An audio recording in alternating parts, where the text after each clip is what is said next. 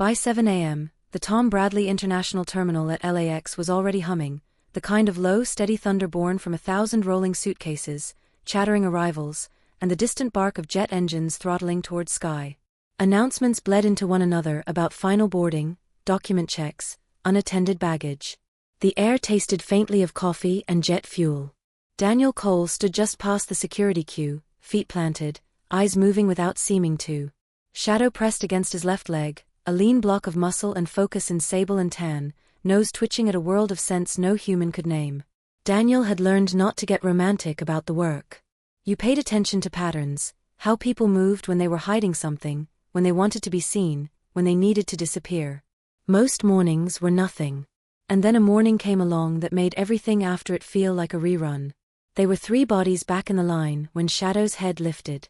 The change was tiny, a tone shift few would notice if they weren't joined to the same line of tension.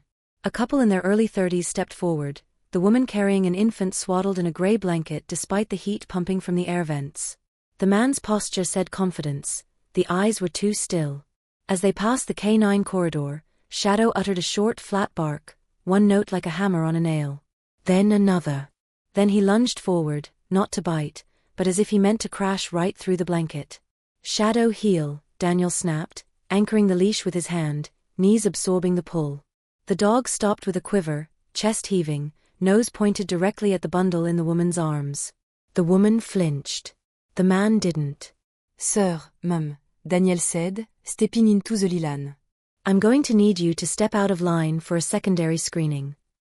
We've already been screened, the man said. His voice had a smoothness that sounded practiced in conference rooms. He lifted a passport and boarding passes without being asked. Tokyo. We're late. It'll only take a moment. Daniel nodded toward his supervisor behind the X-rays. Across the plexiglass, the supervisor frowned, lifted a hand in a slow, ambivalent circle. Don't make a mess this early. Don't give anyone a reason to complain. Daniel didn't look back to see it. The woman's grip tightened on the infant. Shadow's tail froze, a line. The baby didn't make a sound. No startle. No twitch. Not even a sigh. What's the baby's name? Daniel asked. The man's eyes flicked. Ethan, he said. Too quick. How old is he? 3 months, the woman murmured, a second too late. Birth date. Silence. The man's jaw set, just for a beat. Une seconde. Daniel swallowed. He stepped in closer and lowered his voice. Ma'am, for everyone's safety, including your baby's, I need to verify he's okay. He nodded to the paramedic team staged along the wall for days exactly like this, rare, but ruinous if missed. Please. The woman's eyes shattered. Not into tears, not yet. Just a fracture in whatever mask she'd put on to get herself this far. She let the blanket slide. The paramedic reached out, fingers gentle. The baby's face was smooth and waxen, eyelids lowered, mouth slightly parted without breath fogging the air. No little fist. No rooting. The paramedic's fingers slid to the neck, then the chest. For an instant her face went blank. He's not breathing, she said, and then softer, like a secret that might cut, but he has a pulse. 2 more medics materialized. A bag valve mask appeared from nowhere, oxygen snapped to life, a pediatric sat probe blinked a meaningless 62%. Over to the side, Shadow was vibrating, a tuned string pulled tight. We're moving to secondary, Daniel said, and didn't bother to look for approval. He took the man's passports and boarding passes as the medics rolled the baby toward the alcove beyond the magnetometers. The man let go only after a small struggle, the kind that could later be argued as confusion. Inside the secondary screening bay, the air went cooler. The baby's chest rose once, twice with assistance. The paramedic murmured, pupils responsive. No gag reflex. She glanced at Daniel and let her professional voice turn human. If I had to guess? Neuromuscular bloqueur. This kid is paralyzed. The words hit like cold water and something darker under it. Daniel had a sudden image he didn't ask for, his sister Grace, 10 years old, pallid under fluorescent lights, the hospital room smelling of saline and something burnt. They'd said complications. He'd believed people who wore white coats because he didn't yet know how many ways there were to lie. He pulled himself back. Shadow find. He pointed to the blanket, the infant's skin, the man, the woman. Shadow inhaled each scent with a hunter's patience. Then he pivoted and launched low and fast along the wall, tail cutting a metronome as he traced invisible currents toward the restrooms. Daniel followed. In the men's room, a sharp disposal box sat slightly ajar. In it, buried in the gauze and chatter of razor blades, lay an empty ampoule the size of a pinky finger. He knew enough from the hazmat briefings to recognize the embossing on the glass as not over the counter. He snapped a photo. In the family restroom adjacent, Shadow shoved his nose under a. Daniel felt his supervisor step up behind him before he heard him. "Cole," the supervisor said in a low voice that tried to be fatherly and failed. "TSA's lane is screening, not braking rings. LAPD is en route." Behavioral detection flagged this as a possible domestic issue. "We don't need a headline today." Daniel kept his eyes on the tiny chest, rising to the rhythm of borrowed breaths. "This isn't domestic. Even if it isn't, it's about jurisdiction. And politics." Shadow exhaled a low growl, the kind he saved for things he couldn't bite. Daniel scooped up the cooler pack in a bag, snapped photos of the ampoule, the room, the faces. The baby's eyelids flickered. A hand the size of Daniel's thumb flexed once, a ghost of a reflex. The paramedic said, "We'll stabilize and transfer to CHLA," and Daniel felt, against instinct, the barest unfurling of hope. He handed the passports over to the waiting officers. "Run them against state and CBP. Pull every camera from rideshare pickup to gate 152. Get me the timeline. Freeze the duty-free area. Quietly. If someone's waiting, I don't want them to spook and vanish." The supervisor's phone buzzed. He stepped away, listened, returned with his mouth align. "Cool. Stand down. Homeland will take it. You're off this one." Daniel looked up at him. He kept his voice level. "No." The word hung between them longer than it should have. The supervisor's eyes said this was about more than one baby. It was about donors and headlines and the thousand pressures that turned a straight line into a loop. Daniel thought of Grace again, and the loop snapped. His own phone vibrated, unknown number, no caller ID. He almost didn't answer. He did. A voice that had been run through a scrambler whispered, "If you want the truth about the children, follow the cold storage. Gate 152 is a dead end." "Who is this?" Click. Daniel stared at the infant, at the plastic mask breathing air into a too-still mouth. He put a hand on Shadow's head. The dog's ears were forward, eyes burning holes through walls only he could smell. The terminal swelled with another announcement, another handful of human stories inching toward their flights, oblivious. "Cold storage," Daniel said to no one. "Okay." He was already moving, Shadow pressed to his heel, while the rest of security watched the ambulance carry a silent child into the blue California morning. By late afternoon, Daniel sat in a windowless office 2 floors below the Tom Bradley terminal. The hum of the air conditioning sounded like static in his ears. A cardboard evidence box sat on the table, sealed with tape, containing the infant's blanket, the cooler pack, and the emptied ampoule. He had no authority to open it anymore. Homeland Security had officially logged it into their custody, but the image of that baby's still chest kept flashing like a strobe light in his mind.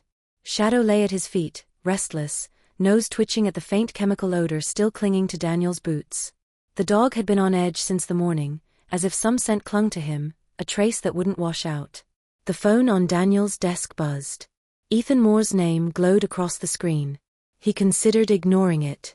He and Ethan hadn't spoken in nearly 6 months, not since Ethan had published an article connecting a cluster of missing children to possible medical exploitation at a private clinic in San Diego. The piece had been pulled within a day, the outlet retracting it under editorial standards. Ethan had blamed the publisher had blamed Ethan's sourcing. The truth was murkier, but Daniel had recognized the same wall he was now hitting.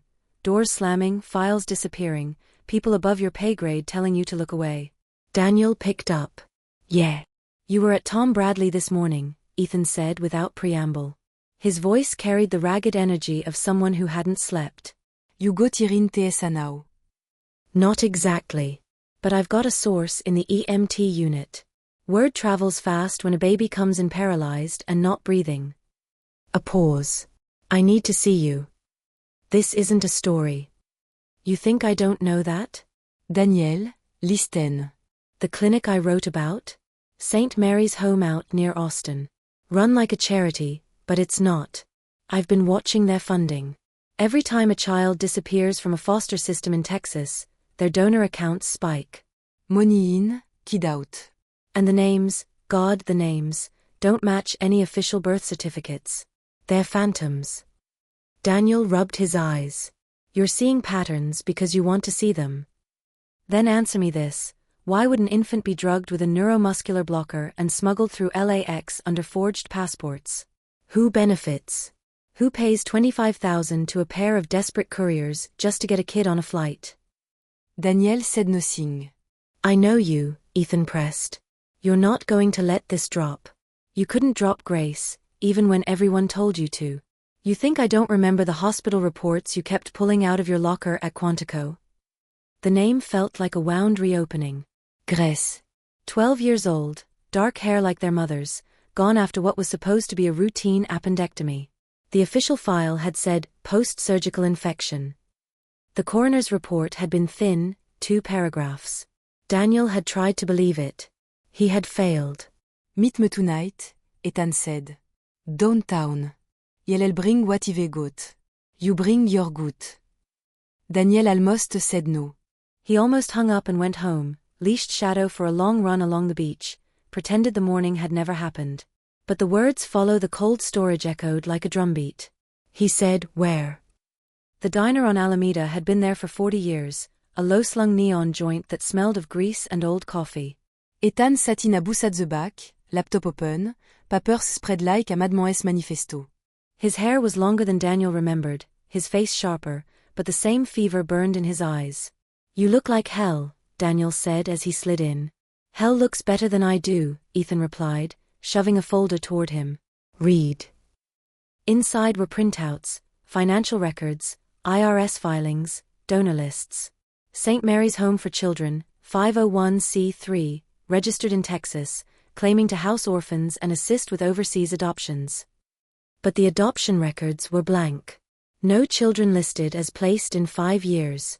Yet millions in donations funnel through accounts connected to shell corporations in Delaware, Panama, and Switzerland. Here. Ethan jabbed a line item. Medical supply shipments routed through freight forwarders at DFW and LAX. Labeled as biospecimen for research use only. Except none of it appears in customs logs.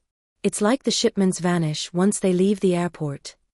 Daniel flipped through more pages.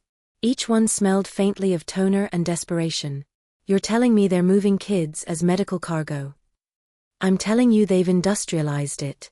Kids with no birth certificates, no paper trail. They don't exist, so no one misses them.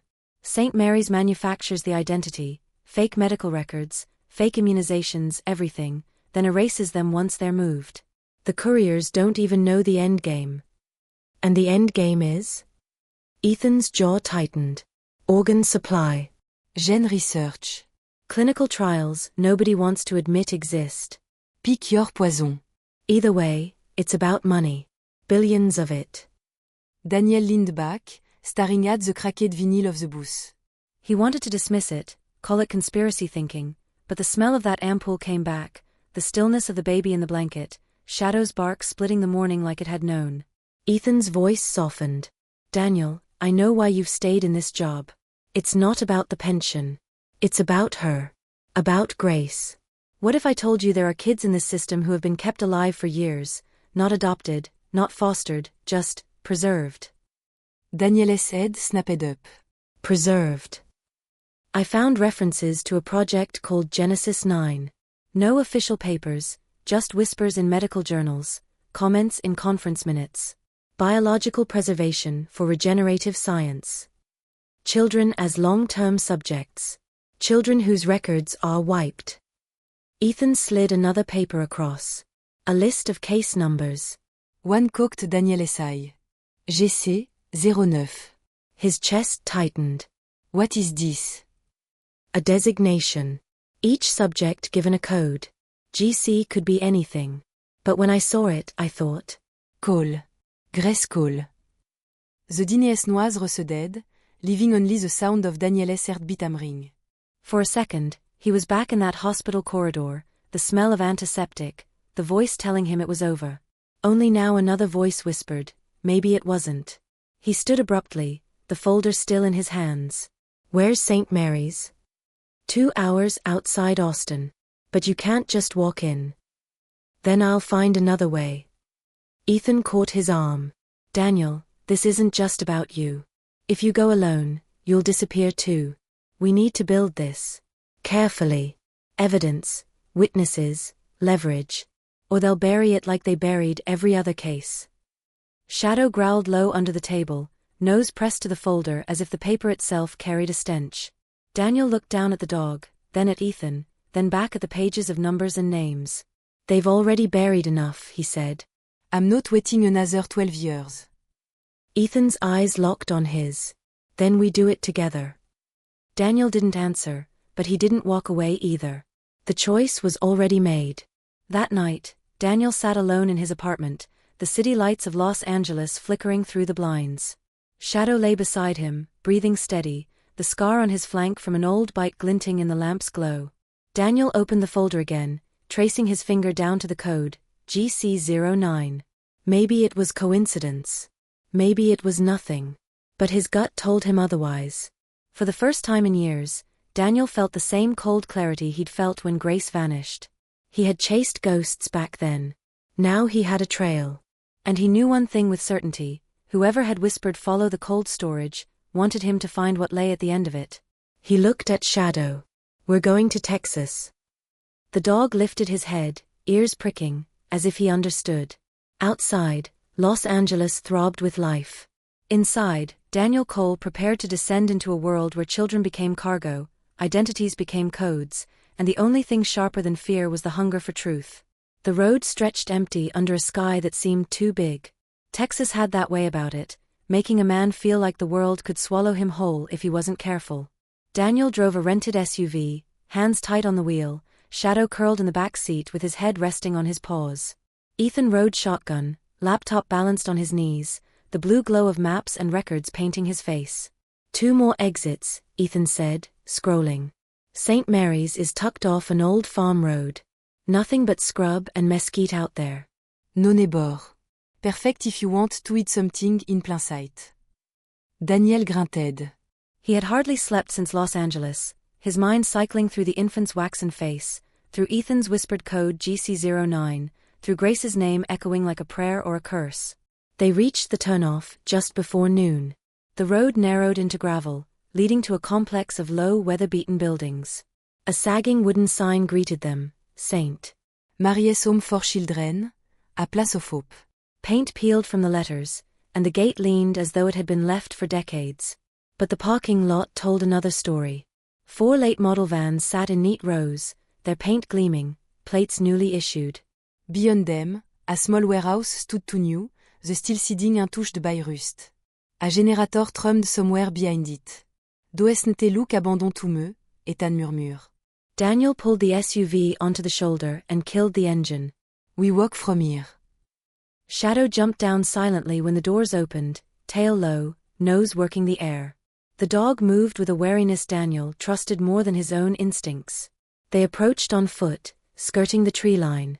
From their vantage, they saw children in the yard. Maybe a dozen, ranging from toddlers to teenagers, playing with balls, climbing rusted monkey bars, chasing one another in circles. A woman in an une habit stood watch, her face hidden under a white brim. Ethan lifted a camera. Look normal. Too normal, Daniel replied. Where are the shouts, the cries, the noise you expect with kids? They're quiet. Too quiet.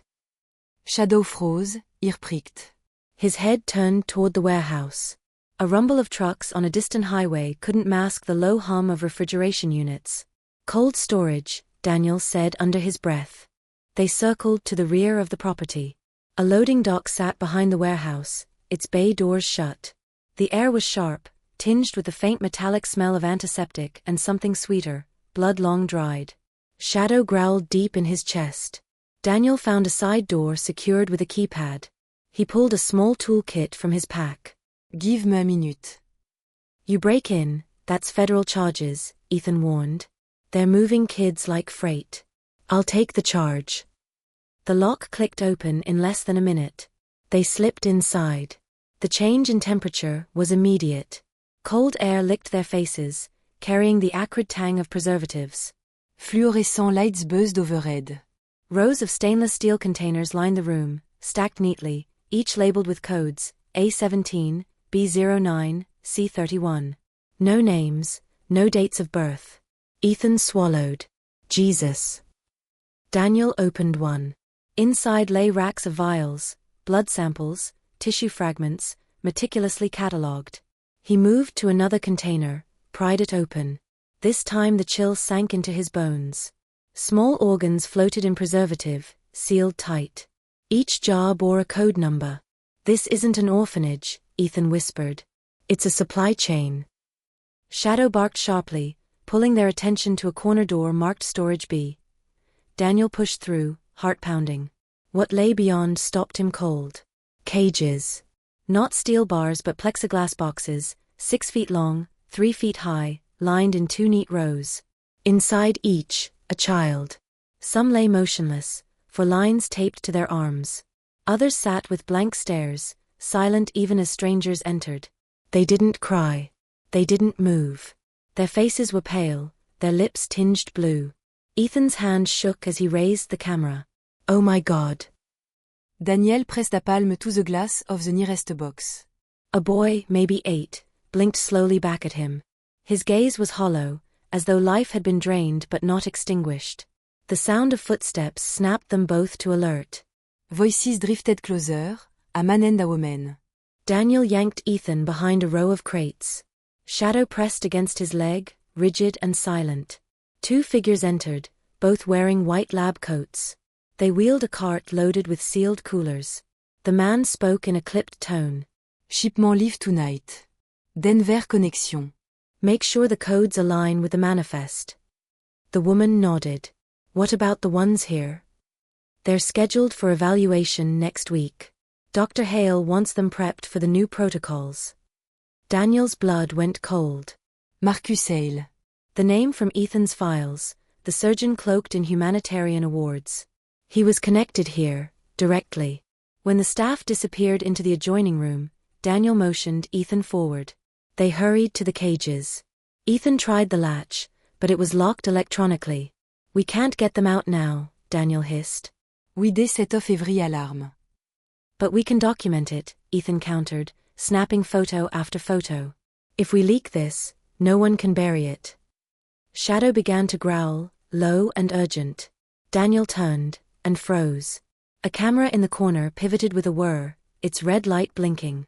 "They know we're here," Daniel said. Alarms shrieked to life, piercing and relentless. Doors slammed shut around them, sealing exits. "Run!" Ethan shouted. They bolted down the corridor, Shadow sprinting ahead. Behind them, voices shouted, boots thundered. Daniel pushed through the side door they had entered, now locked. He slammed his shoulder into it. The metal groaned. One more hit and it burst open. They spilled into daylight. Sirens wailed from the main building. The children outside were ushered indoors by the nun, her face now exposed, not holy but hollow, expressionless. Daniel and Ethan sprinted for the tree line, lungs burning. Shadow darted between them, ears flat. Bullet craqued past, chewing bark from the trees. They didn't stop until the SUV loomed ahead. Daniel gunned the engine the moment the doors slammed shut, gravel spitting from the tir. Only when the road stretched empty again did Ethan speak, voice hoarse. "We just walked into hell." Daniel's knuckles were white on the wheel. "No. We just found the gates." Ethan looked at him. "So what now?" Daniel stared ahead, eyes like steel. "Now we tear them off the hinges." In the back seat, Shadow whined softly, head resting on the evidence folder. His eyes were fixed on Daniel's reflection in the rearview mirror, as if he knew exactly what road they had taken, one with no way back. 2 days later, the world looked no different on the surface. The streets of Austin hummed with traffic, cafes overflowed with students tapping at laptops, and parents pushed strollers under the blistering Texas sun. But for Daniel Cole, everything had changed. He had walked into a warehouse that smelled of antiseptic and frozen blood. He had seen children trapped in boxes like specimens, their eyes dull and resigned. He could not unsee it. Ethan sat beside him at a cafe on Congress Avenue, his laptop open to a live stream. The broadcast came from a luxury hotel ballroom in Houston, where the annual Pediatric Medical Innovation Summit was underway. Banners draped the walls, advancing children's health. Corporate sponsors flashed across the screen. And then the man himself appeared. Dr. Marcus Hale, the moderator announced, Chief of Pediatric Surgery at Northside Medical, recipient of the Global Humanitarian Award, and founder of the Children's Hope Initiative. Applause thundered through the ballroom as Hale strode onto the stage. He was tall, silver-haired, impeccably tailored in a navy suit. His smile radiated charm, the kind that disarmed skeptics and loosened donor wallets. To the audience, he was a savior. To Daniel, the name on the lips of those technicians at St. Mary's. Look at him, Ethan muttered. Shaking hands, kissing babies, selling salvation. The perfect mask. On screen, Hale launched into a speech about bridging the gap between privilege and poverty in pediatric care. He spoke of orphans overseas, of children dying without access to modern medicine, of the moral duty to intervene. Every word dripped with conviction. The audience leaned forward, rapt. Daniel felt bile rise in his throat. He's not just hiding in plain sight. He's celebrated. Ethan closed the laptop with a snap. We need to tie him directly to St. Mary's. Photo 1TB9. People will say it's staged. We need his fingerprints on the shipments. Daniel thought of the shipping manifest the technician had mentioned, Denver connection, codes aligning. If Hale wanted those children prepped, there had to be paperwork. Even criminals needed logistics. That night, Daniel returned to his motel room on the outskirts of town. The neon vacancy outside buzzed like a trapet fly. Shadow passed the carpet, restless. Daniel pulled out the evidence they had stolen, photographs of the cages, the jars, the codes. He spread them across the bed like puzzle pieces. GC09. His sister's ghost code. A knock rattled the door. Daniel reached for the Glock under his pillow, then eased it open. Ethan slipped inside, face pale. I got something, he whispered. From a contact at the Department of Health. Frecht record. He spread out printouts. See here? Refrigerated medical cargo leaving Austin every 2 weeks, destination Denver, consigné listed à L Fondation Medical Relief. The description reads non-viable specimens for disposal. But the weight. Daniel scanned the number. Too heavy for just samples. Exactly. And every shipment corresponds to a spike in private donations to Hale's foundation. Daniel's jaw tightened. We have to catch one in transit. Which means tonight, Ethan said. There's a truck scheduled to leave St. Mary's at midnight. The night air smelled of dust and diesel when they crouched in the brush overlooking the loading dock. A semi backed into place, its trailer emblazoned with the blue and white logo of a medical supply company. Workers in coveralls rolled out coolers, each stamped with codes. Shadow Lelo busy Daniel, ear twitching. Daniel raised his camera, snapping shot after shot. We need to see inside. Ethan shook his head. You open those coolers, we're compromised. But fate decided for them. One of the workers slipped, a cooler clattering to the ground. The lid jarred open, just enough for Daniel's telephoto lens to catch the contents. Not vials. Not tissue samples. A child descend. Pale, limp, attached to a body curled inside the cooler like freight. Ethan swore under his breath. They're shipping them alive. Shadow growled, the sound barely audible but vibrating with fury. Daniel's chest ached. Grace, he whispered, not even aware he'd said it aloud. The worker secured the load, slammed the trailer shut, and the truck rumbled off toward the highway. Denver, Ethan said. That's where Hale's conference continues tomorrow. He's not just talking philanthropy, he's orchestrating logistics. Daniel stood, fists clenched. Then Denver's where we'll bring him down. The conference in Denver gleamed with money. The convention center lobby overflowed with doctors in pressed coats, executives in tailored suits, and politicians eager for photo opportunities. Daniel blended in with a borrowed badge, Ethan posing as press. Shadow, outfitted with a service dog vest, drew nods of admiration. Inside, Hale commanded the stage again, his voice smooth as glass. He spoke of innovative therapies sourced ethically, and partnerships with global orphanages. Slides of smiling children played behind him. The audience applauded at every pause. Daniel slipped through the crowd, eyes scanning for security. Ethan whispered into his earpiece, "Freight manifest says the latest shipment arrived this morning. Hale's people must be moving them now." Daniel found the service corridor and followed the smell, cold, metallic, sharp. Shadow tugged at the leash, nose-low. They reached a locked door marked restricted access. Daniel swiped the badge. The light flicked green. Inside was a makeshift holding bay. Coolers lined the walls, identical to those at St. Mary's. But here, some lids were ajar, condensation dripping. Daniel lifted one. A boy lay inside, chest rising shallowly under a thin gown, and 4 taped to his hand.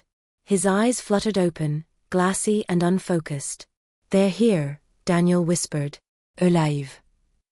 Behind him, a voice cut like a scalpel. "I wouldn't do that if I were you." Daniel turned. Marcus Hale stood in the doorway, flanked by 2 men in dark suits. His smile remained, but his eyes were knives. "You don't understand," Hale said calmly. "These children are special. Without us, they'd have no future. With us, their lives mean something. They save thousands." "You're trafficking them like cattle," Daniel shot back. "You're murdering them." "Murder." Hale chuckled softly. "No. Evolution. The world need visionary willing to sacrifice for progress." "And believe me, Agent Cole, progress is coming whether you want it or not." At the sound of his name, Daniel's blood ran cold. "How do you know me?" Hale's smile widened. "You're not the only one who remembers grace." The world tilted. Before Daniel could move, the guard stepped forward. Shadow exploded into motion, teeth sinking into one man's arm. Chaos erupted. Ethan burst through another door, camera raised. Hale's smile never faltered as he slipped into the corridor, disappearing like smoke. By the time the dust settled, the children were gone. The coolers had been wheeled out through another exit. Daniel stood shaking, Shadow's fur slick with another man's blood. His earpiece crackled with Ethan's voice. "We got video. We got Hale on record. But he knew your name, Daniel. He knew about Grace." Daniel clenched his fists. Somewhere deep in his chest, the cold certainty hardened into steel. He just made it personal. The Denver skyline shimmered in the distance, skyscrapers glowing against the night like beacons. But Daniel's eyes weren't on the lights. He crouched with Ethan in the shadow of a derelict warehouse near the industrial district, watching a convoy of unmarked trucks idle by the loading dock.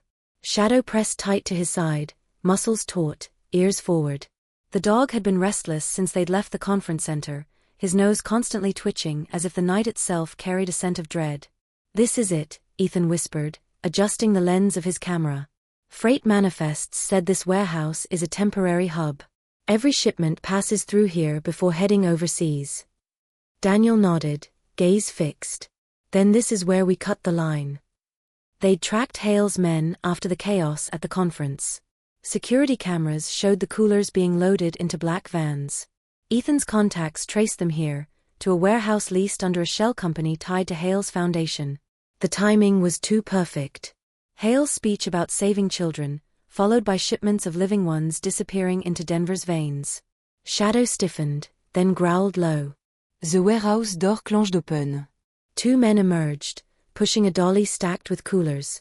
Even from the shadows, Daniel could see the mist rising from condensation. "Alive," he murmured.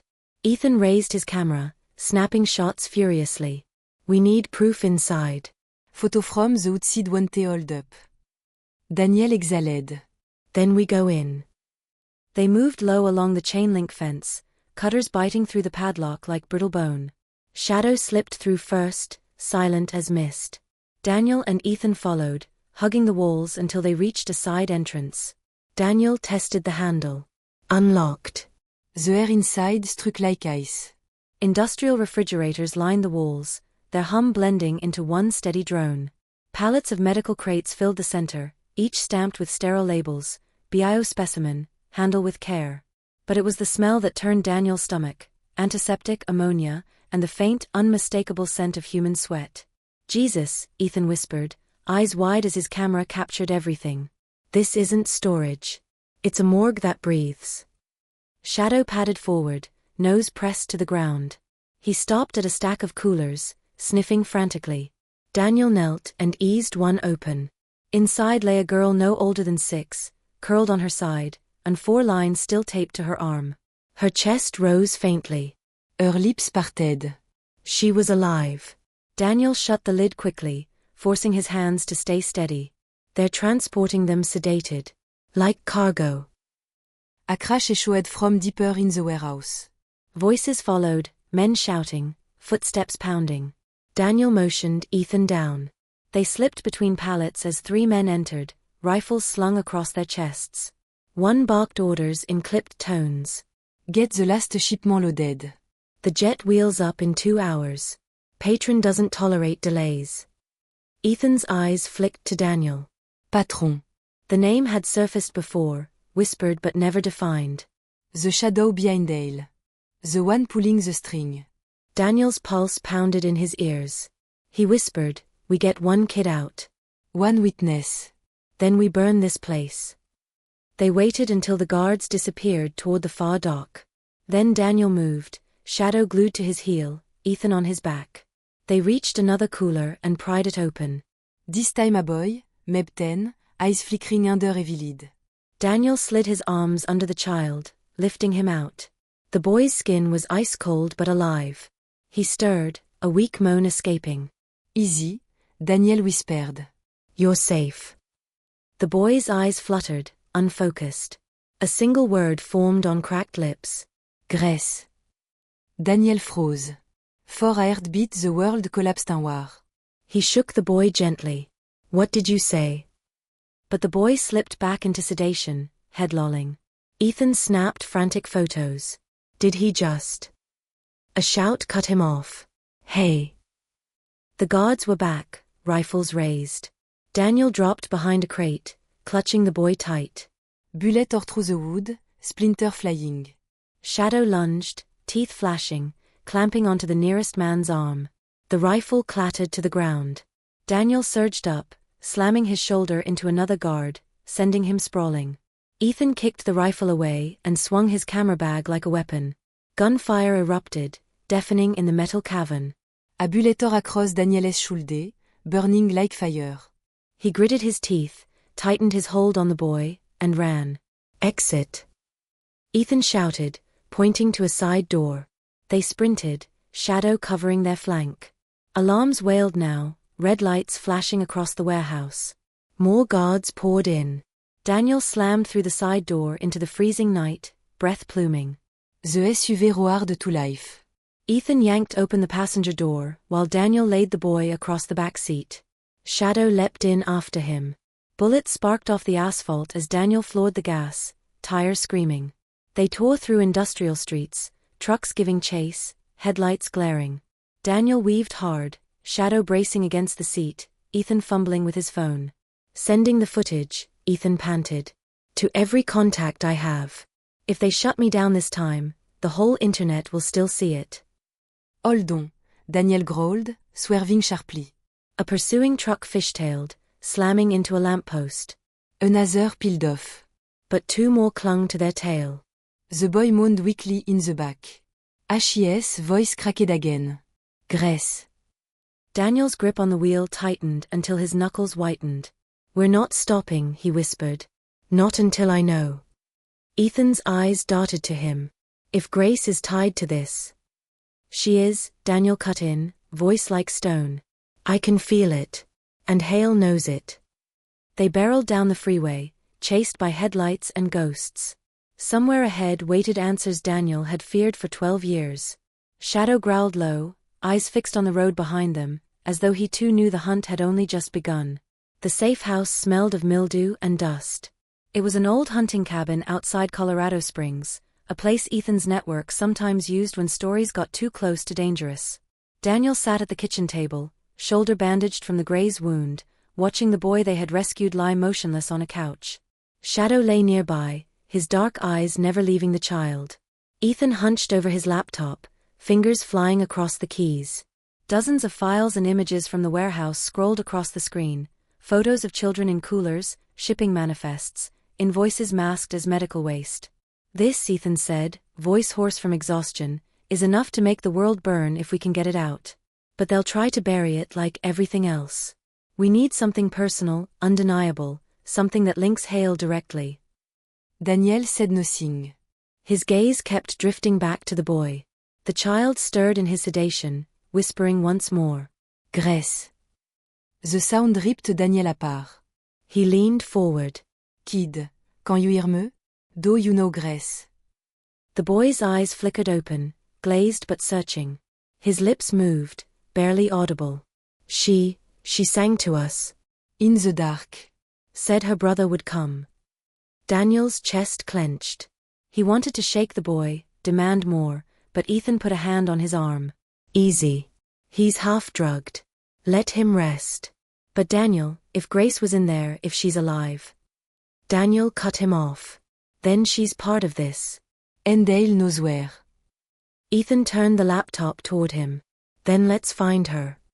He pulled up a file decrypted from one of the stolen USB drives. It was labeled Genesis 9. Rows of numbers and codes filled the screen. Each line identified a subject, age, blood type, health markers, and a designation code. Some were marked harvested. Others, in stasis. Daniel's eyes scanned desperately until they froze. GC09. Female. Âge atteint 12. Status, active. His throat tightened.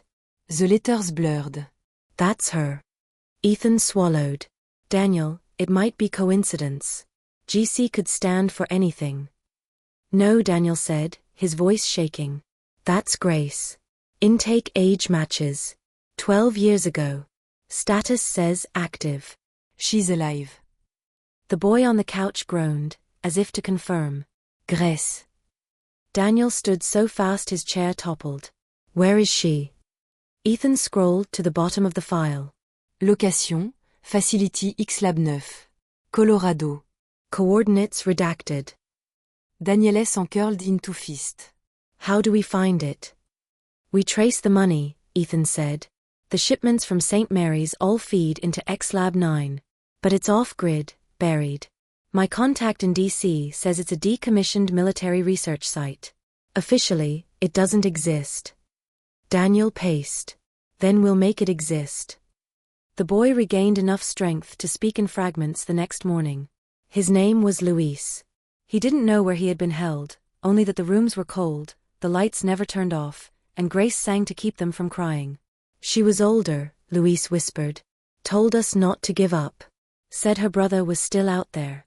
Said she could feel it. Daniel knelt beside him, voice raw. She's right. I am. And I'm not stopping until I bring her home. Shadow nudged his hand, sensing the storm inside him. Ethan interrupted from the table. I traced the logistics company used for those trucks. They rent warehouse space under the name Cosmd Research. Cosmd is just another mask. Guess who's on the board? Hale. Daniel S. Josette. Then Hale will lead us to X-Lab 9. 2 nights later, they moved again. Ethan's contacts tracked Hale's private jet from Denver to a small airfield near Boulder. From there, a convoy of SUVs headed west into the mountains. Daniel and Ethan followed at a distance, headlights dark, shadow tense in the back seat. The convoy wound into a restricted area once used by the Air Force decades ago. Chain-link fence, rusted warning sign, and all bunker de tête de valet. But one bunker wasn't abandoned. Its gates gleamed with fresh paint, and guards in tactical gear patrolled the perimeter. X-Lab 9, Ethan whispered. Daniel gripped the binocular. Grace is in there. They parked the SUV under cover of trees, watching through the night. At dawn, a refrigerated truck arrived, identical to the ones from St. Mary's. Workers unloaded coolers under heavy guard. Ethan muttered, "They're feeding the beast." Daniel said nothing. His mind was already inside, racing through corridors, searching cell by cell. Shadow pressed against him, tail rigid, nose pointed at the bunker as if he too sensed what waited within. That evening, they infiltrated.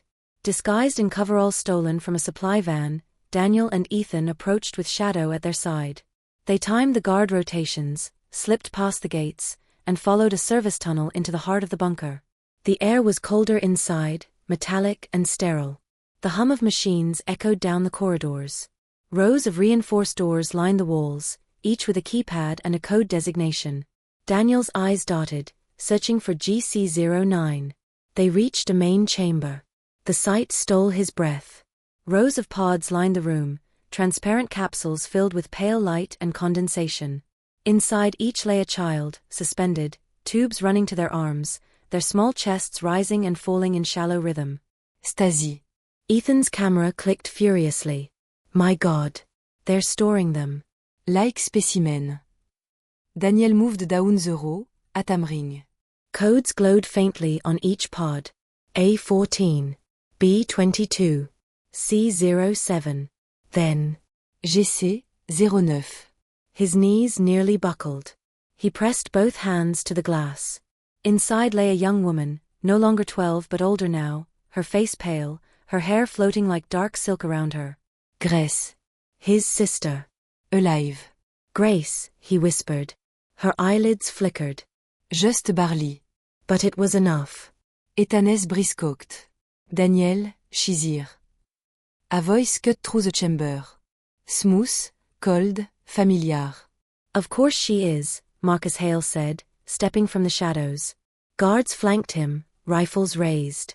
Grace has always been the crown jewel of Genesis 9. Did you think we'd let her go so easily? Daniel turned slowly, rage burning through his veins. You kept her alive to bleed her dry. Hale smiled thinly. Alive to save lives. Every drop of her blood has potential. She is more valuable than any single child we've ever found. She is evolution, Agent Cole. And now you've brought yourself right to her side. How poetic. Daniel's fists clenched, his body coiled to strike. Shadow growled, teeth bared. Ethan raised his camera, recording every second.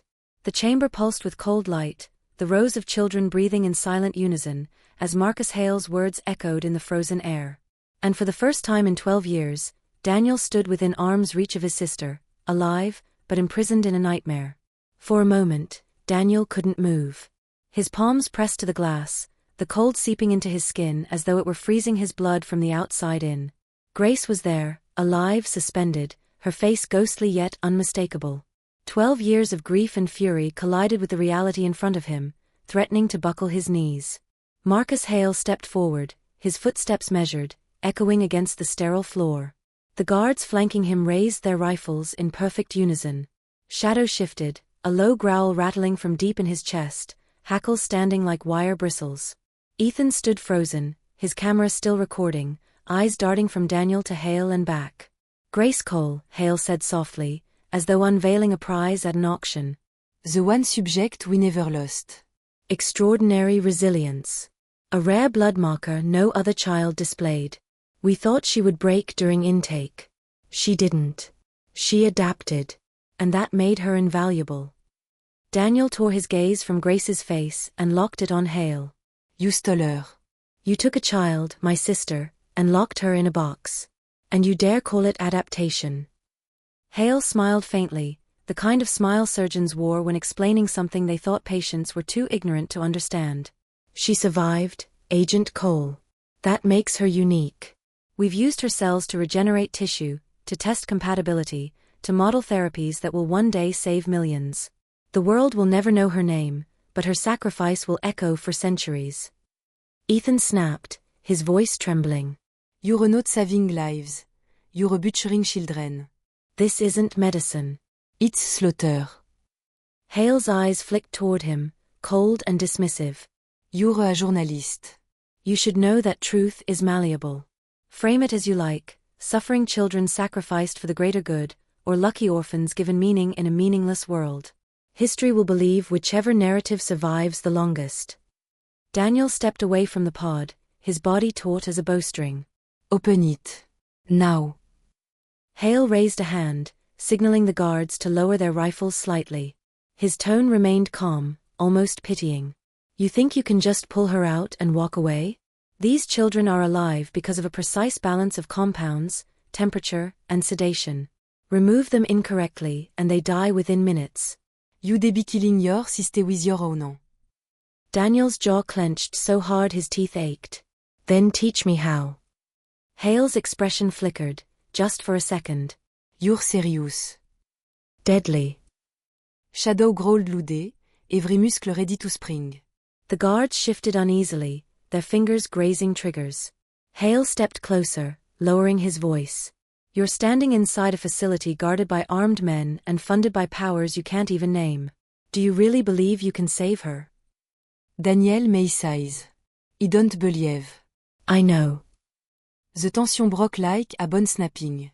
One guard lunged forward, and Shadow struck, jaws locking on the man's forearm. The rifle discharged, bullet ricocheting off metal. Chaos erupted. Ethan dove for cover, shooting. Daniel slammed into the nearest guard, wrenching the rifle from his grip and swinging it like a club. Hale retreated toward the far exit, shouting orders. Seal the chamber. Don't let them leave. Alarm screamed. Red lights bathed the pods in a hellish glow. The children inside stirred faintly, their sedation disrupted by the vibrations of gunfire and shouting. Daniel fought with feral precision, every movement fueled by 12 years of loss. Shadow tore into another guard's leg, dragging him down. Ethan, shaking but determined, swung a metal tray at the head of a third guard, the clang echoing through the chamber. When the last man fell unconscious, Daniel staggered to Grace's pod. He fumbled for the keypad but found it encrypted. Ethan, help me open this. Ethan dropped beside him, pulling a portable drive from his bag. I can brute force it, but it'll take time. We don't have time. Daniel shouted, pounding the glass. Grace's eyelids fluttered again, the faintest movement, like a drowning swimmer breaking the surface for one last breath. Ethan's fingers flew across the keyboard. Buying you 10 minutes. Maybe less. Keep them off me. More footsteps thundered down the corridor. Reinforcements. Daniel grabbed a fallen rifle, chambered around, and took position at the doorway. Shadow planted himself beside him, lips peeled back in a snarl. The first guard through the door fell to a single shot. The second stumbled when Shadow lunged at his throat. Bullets screamed past Daniel's ear, slamming into the steel wall behind him. He ducked, fired again, then again. Almost there. Ethan cried. Daniel risked a glance back. The pod's display flickered, the code line collapsing into green text, unlocked. Do it. Daniel roared. Ethan yanked the release. The pod hissed, condensation rolling off the glass as it slid open. Cold mist spilled into the chamber. Grace lay motionless, her skin pale but warm under Daniel's trembling hands. Grace, he whispered, voice breaking. It's me. It's Daniel. I'm here. Her lips parted, a weak brise escaping. Her eyes fluttered, then cracked open. Fort en instant, recognition glimée. Danny. The world narrowed to that single word. Daniel's vision blurred with tears, but he forced himself to act. He scooped her into his arms, her body fragile yet heavier than he remembered. She clung weakly to his shirt, fingers trembling. Ethan slammed his laptop shut and stuffed it into his bag. We have to go now. Daniel nodded, shifting Grace's weight carefully. Shadow circled protectively, snarling at the reinforcements closing in. They burst into the corridor, alarms shrieking, boots pounding behind them. Daniel's muscles screamed under Grace's weight, but he didn't falter. Not now. Not when he finally had her back. Bullet hors trouser. Ethan ducked low, firing wildly with a stolen pistol. Shadow darted ahead, leading them through the maze of sterile halls. They reached a service tunnel, a cold draft signaling freedom ahead. Daniel pushed harder, his lungs burning. Grace's head rested against his shoulder, her breath shallow but steady. At the tunnel's end, moonlight spilled in through an open vent. They climbed, scrambling onto the rocky slope outside the bunker. The mountain air hit Daniel like fire in his chest, but it was air free of antiseptic and hums of machines. Behind them, shouts echoed. Searchlights cut across the valley. Daniel laid Grace gently on the ground for a moment, cupping her face. Stay with me. Please. I'll get you out. Her lips moved, almost inaudible. Danny, don't let them take us back. Never, he swore. Ethan grabbed his arm. We can't outrun them forever. We need proof, leverage, something that forces the world to see this. Daniel looked at Grace, then at Ethan, then at Shadow, whose teeth gleamed in the pale light. We have Grace, Daniel said, his voice a vow. And that's enough to burn them all down. The night air filled with the sound of helicopter rising from the valley. The hunt had begun in earnest. But for the first time, Daniel felt not despair, but fire. Grace was alive, and Hale had overplayed his hand. They would run. They would fight. And they would drag the truth into the light, no matter how many shadows tried to bury it. The cabin in the Rockies was little more than a wooden shell, but it gave them one night's shelter. Grace slept in the back bedroom under heavy blankets, her breathing shallow yet steadier than it had been inside the pod. Daniel never left her side for long.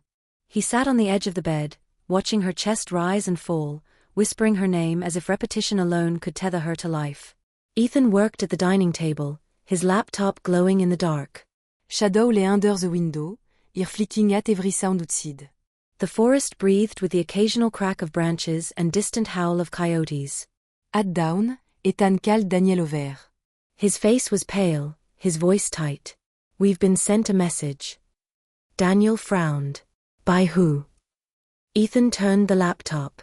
The message had no address, no sender, only a line of text across the screen.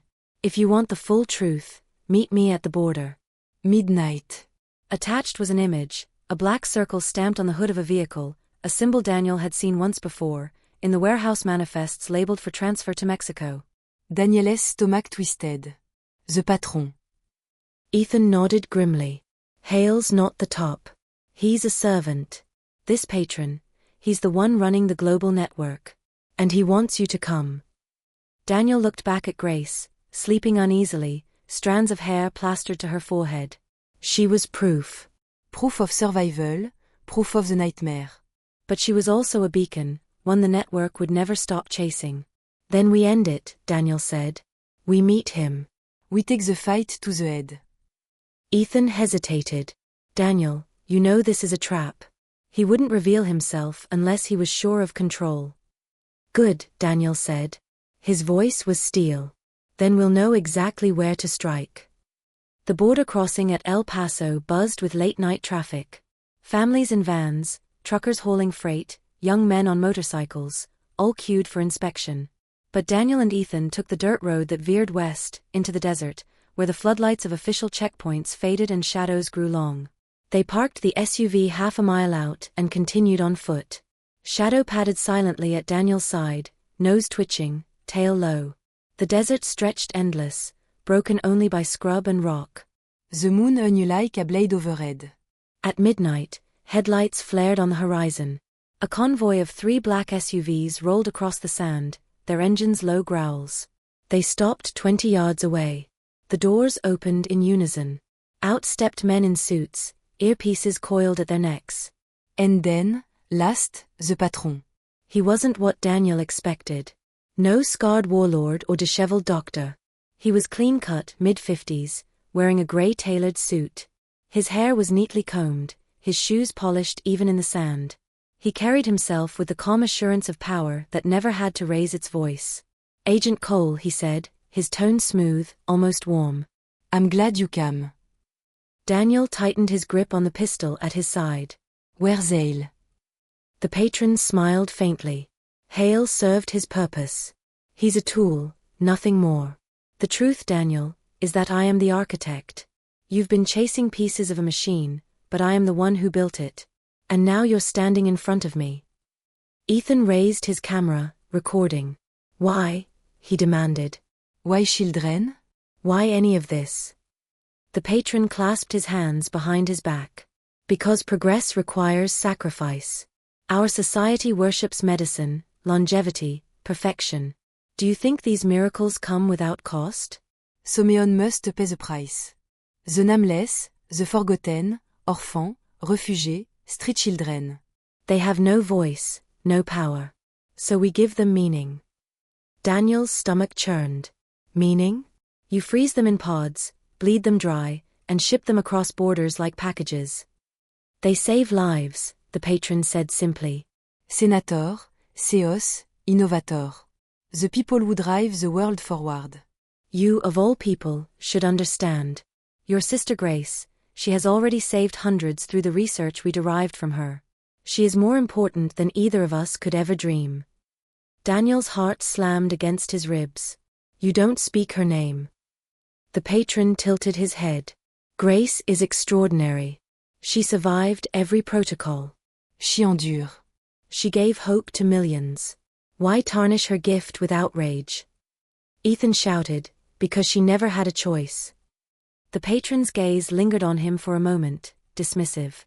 Then he turned back to Daniel. You've seen the truth. Now I offer you a choice. Join us. Protect Grace. Guide the program from within. You can ensure her survival and her legacy.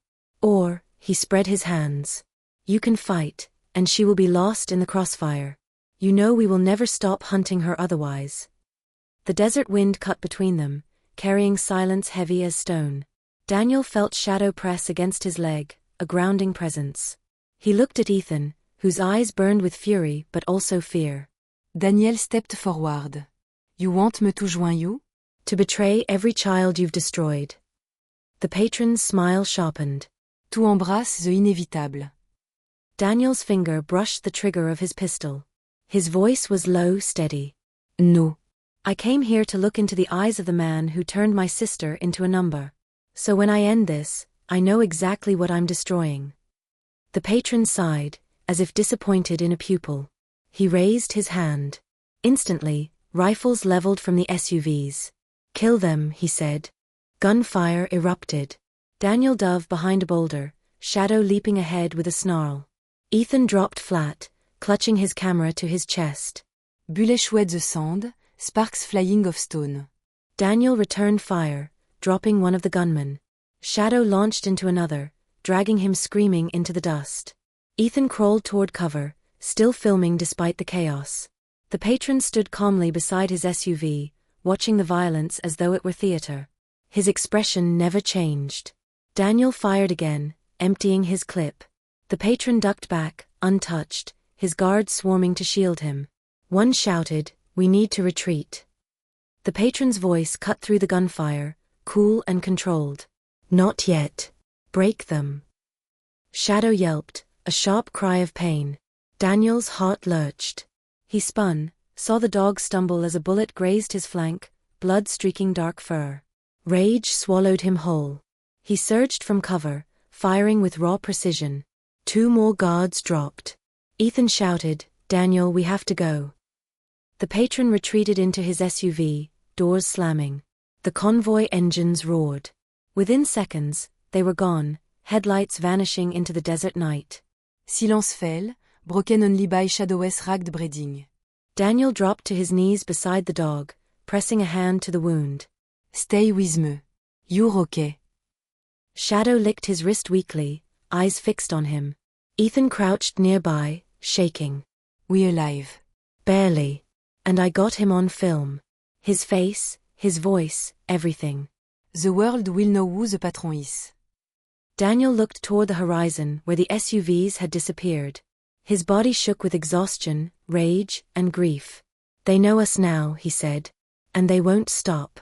Not until they get Grace back. Ethan nodded grimly. Then we burn them down before they reach her. Daniel tightened his hold on Shadow, whispering fiercely, "We don't stop. Not until every last one of them is gone." The desert wind carried his vow into the night, a promise carved in blood and fury. The motel off Interstate 10 was the kind of place no one remembered. Flickering neon, doors that stuck in their frames, carpets reeking of mildew. It was perfect for disappearing. Grace lay in one of the double beds, her face turned toward the window, a thin line of sunlight cutting across her cheek. She was stronger now, awake for longer stretches, though her body trembled with each movement. Daniel hadn't left her side except to fetch supplies. Shadow, bandaged but still alert, rested at the foot of her bed like a sentinel.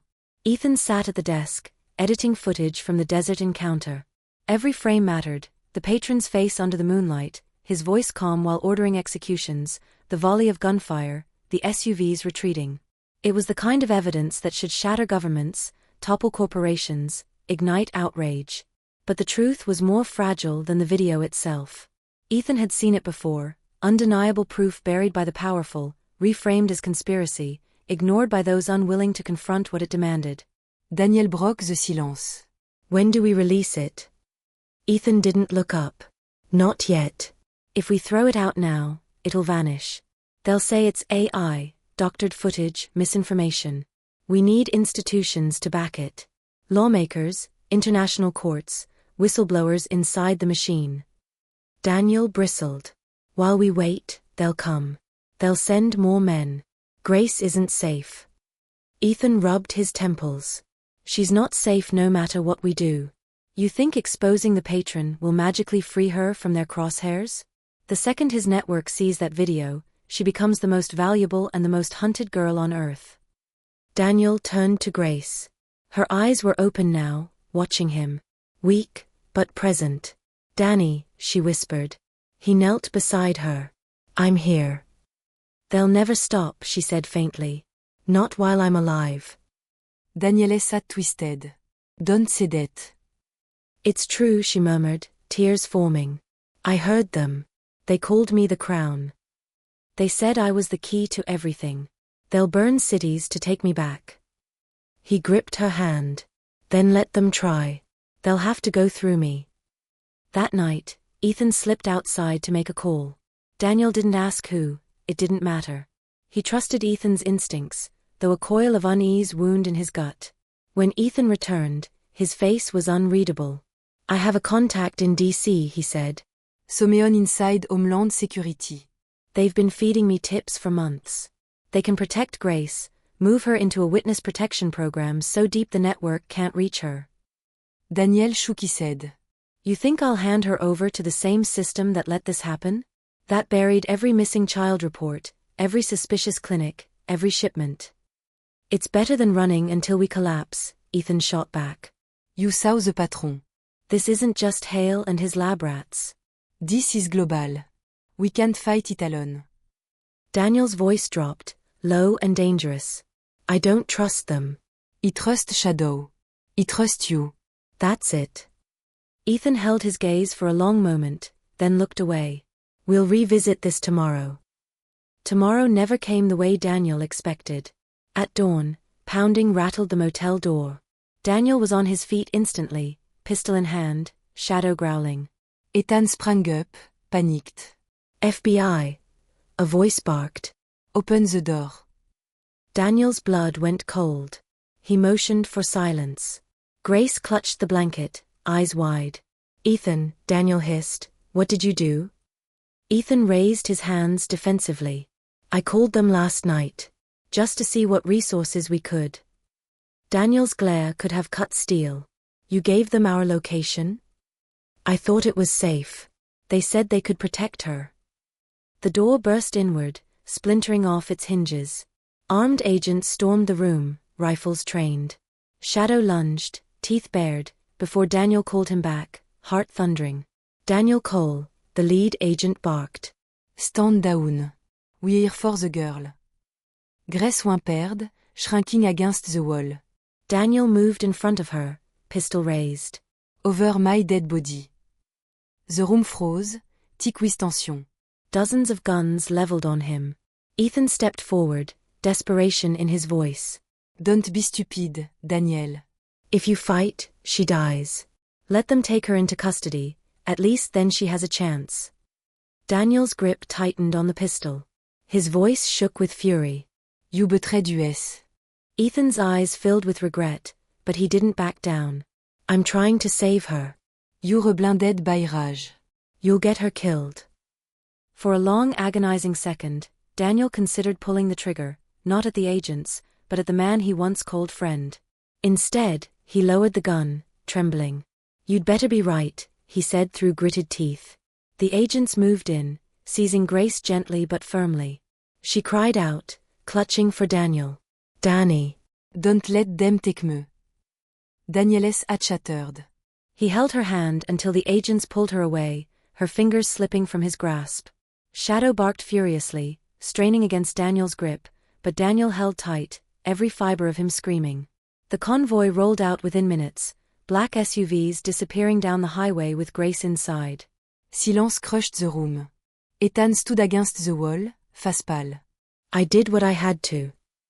Daniel turned on him, eyes blazing with a fury beyond words. You sold her to the same machine that caged her. Ethan swallowed. No. He gave her a chance. Daniel stepped closer, his voice a whisper sharp as a knife. If they hurt her again, if she vanishes one more time, I'll make sure you're the first to pay. Ethan flinched. Shadow pressed against Daniel's leg, whining softly, sensing the war inside him. Daniel turned toward the empty bed where Grace had been, the sheets still warm. His fists clenched. I'm not done. Not until she's free. Truly free. He stormed out into the morning sun, leaving Ethan staring after him, the fragile bond between them shattered like glass. Far ahead on the highway, Grace was already gone. And Daniel knew in his bones that the patron's hand was still on the wheel. The desert stretched endless outside the window of the bus Daniel had taken after leaving the motel. He sat in the back, cap pulled low, shadow curled at his feet. His body ached from sleeplessness, but his mind refused to shut down. Every moment replayed in brutal clarity, Grace's hand slipping from his, her terrified cry, Ethan's pale face as the agents dragged her away. He had lost her once to Hale. He would not lose her again to the patron's machine dressed up as law. By nightfall he was back on his own turf, El Paso. The city's edges blurred with cartel corridors and government checkpoints. Perfect for shadows to hide in, perfect for someone like him to disappear while planning the only move left. 2 days passed before Ethan reached out. Daniel ignored the first 3 messages. On the 4th, a photo arrived, Grace, pale and tired, seated in a clinical room. Her wrists were free, but the background screamed containment. A caption followed, she's in federal custody. Still safe. For now. Daniel's teeth ground together. Safe. That word had lost meaning. To him, Grace was still a number in someone else's system, still a commodity, even if the handlers now wore suits with badges instead of lab coats. He agreed to meet Ethan one last time, at an abandoned rail yard on the city's outskirts. Ethan was waiting, eyes sunken, voice heavy. I didn't want it to go down like that. But she's in a secure program now. They're testing her blood under government oversight. No more black seat, no more ale. Daniel's reply was ice. And how long before the patron buys the program? Before Grace disappears into another lab with a different logo? Ethan hesitated. I don't know. But we can keep fighting. With the footage, with the files, with her testimony. Daniel stepped forward, shadow bristling at his side. You don't get it. She isn't evidence. She's my sister. I'm not putting her on a witness stand like bait in a cage. Ethan's shoulder sagged. Then what's your plan, Daniel? Go in guns blazing, tear down every door until you're shot in the head? That won't save her. Daniel's gaze didn't waver. Maybe not. But it'll make them bleed. The chance came sooner than either expected. A whisper passed through the same network that had leaked Hale shipments. Grace was being moved. Officially, it was a transfer to a more secure facility. Unofficially, it was a handoff. The patron had reached in, and Grace was being delivered back into the machine. Daniel armed himself with what little he had left, 2 pistols, 3 spare magazines, a duffel of explosives scavenged from cartel caches. Shadow wore a new vest, light but reinforced. Ethan begged to come, to film it, to prove it. Daniel almost refused. But in the end, he let him ride along. They tracked the convoy at night. 3 SUVs, federal plates, headed west through the desert. Daniel cut them off on a back road, headlights dark, engine roaring. Gunfire erupted immediately, shattering glass, ripping into steel. Shadow leaped from the window, dragging one of the escorting men to the sand. Daniel spun the wheel, slammed into the lead SUV, sent it careening into a ditch. The firefight was short, brutal. By the end, 3 agents lay bleeding, and Daniel stood at the rear SUV, wrenching open the door. Grace sat inside, hands cuffed, eyes wide with horror. Danny, she whispered. He pulled her into his arms, snapping the cuffs with a cutter. You're safe. Ive got you. But the relief lasted seconds. A Cracovary fléchoët through the night. Daniel turned just in time to see Ethan stagger, a dark bloom spreading across his shirt. His camera fell to the dirt, lens shattering. Sniper. Daniel shooted, dragging Grace down. Another round sparked off the SUV frame. Shadow barked wildly, circling, trying to locate the shooter. Ethan gasped, clutching Daniel's sleeve. Don't let them take her again. Promise me. Daniel squeezed his hand. I promise. Ethan's eyes fluttered closed. His chest stilled. Daniel forced the grief down, shoved it deep where it burned into rage. He grabbed Grace's hand and pulled her into the desert night. They ran for hours, dodging lights, trucks, the sound of helicopters sweeping overhead. Daniel carried Grace when her leg failed, shadow clearing the passerelle. By dawn, they were deep in the desert, crouched under the crumbling ruins of an old mission. Grace leaned against him, voice raw. You can't protect me forever. Yes, I can, he snapped. No, she whispered. They'll always come. Because I'm not just your sister anymore. I'm their crown. As long as I live, they'll hunt me. And you. Daniel's chest heaved. Then we fight until there's no one left to hunt. Grace's eyes glistened. Or until they kill you. And he can't lose you again. Shadow whined softly, laying his head on Grace's lap, as if sharing the weight of the truth. Daniel stared out at the endless horizon, the sun rising like fire. Somewhere out there, the patron watched, waiting for his empire to be restored. Daniel whispered, not to Grace, not even to Ethan's ghost, but to himself. No way back. Not anymore. The weeks that followed blurred into survival. Safe houses, stolen vehicles, constant movement. News headlines broke, Hale arrested, accused of trafficking, though insiders knew the charges were a distraction. Ethan's footage surfaced anonymously, spreading like wildfire, debated endlessly by media and politicians. Some called it a hoax. Others called it the crime of the century. But through it all, one truth remained. Grace was alive, hidden, carried on Daniel's back through a war only they understood. And the patron was still out there. His message echoed in Daniel's mind. Progress requires sacrifice. Daniel looked at Grace one night as she slept, shadow curled between them. He brushed a strand of hair from her face, whispering, You are not a sacrifice. You are not a crown. You're just my sister. And I will tear the world apart to keep you that way. The desert wind howled outside, carrying his vow into the darkness. The patroness empire still stood. The hunt was far from over. But Daniel no longer cared about survival, or safety, or law. There was no way back. Only forward. Only fire.